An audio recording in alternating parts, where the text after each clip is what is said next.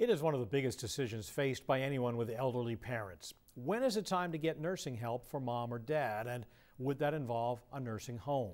Finding that help is getting harder because elder care facilities all across the state are closing at an alarming rate.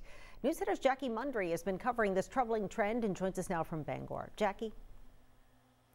Hi, Pat and Cindy. Nursing homes are closing, and there are fewer beds in assisted living facilities. While there may be enough beds to fill the need, those beds aren't necessarily close to home. And as a result, many elderly Mainers are being forced to move far away from their families to get the daily assistance they need.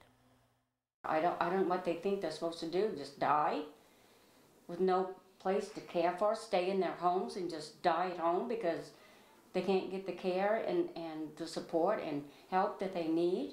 TJ Layton can't believe what is happening to her mother and hundreds of moms and dads across Maine. I'm too old. TJ's mom is 85-year-old Amanda Marcoux. Amanda never thought she would have to move again. But when the Sunrise Care Facility in Jonesport closed last July, Amanda had to face the hard reality. She would have to pack up her life and move again.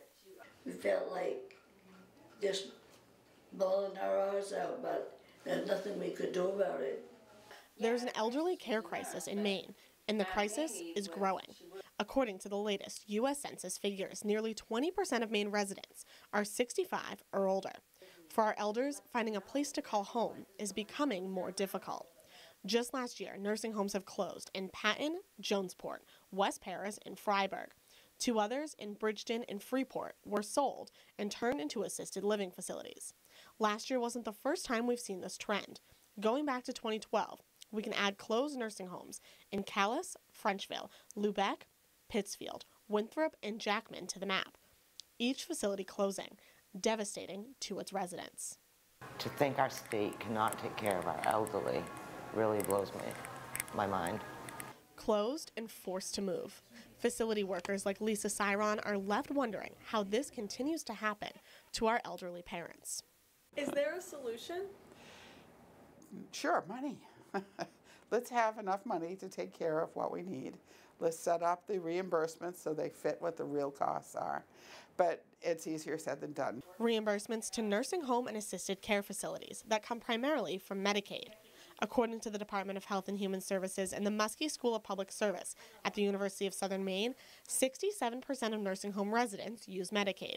25% are either private pay customers or other, and 8% use Medicare for short-term rehab. And Medicaid does not cover costs well, and it becomes very difficult for nursing homes to stay solvent and provide the needs of those who need them. Perry represents part of Washington County, one of the Maine counties with the oldest average age, and where the median income is almost the lowest in the state. And it's where 3 nursing homes have closed in recent years. Elderly there are having to move to facilities far from the towns they've called home for decades. One thing about rural Maine and rural America is the other struggle is isolation, and it does affect quality of life the more isolated you are. So Representative Perry is working on a bill to better support elderly in long-term care facilities who sometimes need short-term stays in a hospital. She wants Medicaid to pay for the hospital care and the empty nursing home bed the patient needs to go back to. That bed is considered empty by the payer because Medicaid has decided it does not want to pay for a hospital and for a bed in a nursing home at the same time. Perry's bill is still working its way through the legislative process. Other lawmakers are also trying to make health care more attainable. U.S. Senator Susan Collins is sponsoring a bill to give families an alternative to care facilities, keeping loved ones at home. The Home Health Payment Innovation Act would require Medicare to adjust reimbursements for those being cared for at home. If somebody can stand up and really focus on our elderly that needs to be cared for. There's a National Aging Association that makes information about long-term living options available online. It has created a toolkit for families and advocates facing the questions and challenges of caring for an aging Maine. You can find that information on our website. Pat and Cindy. All right, Jackie Mundry, thank you. Keith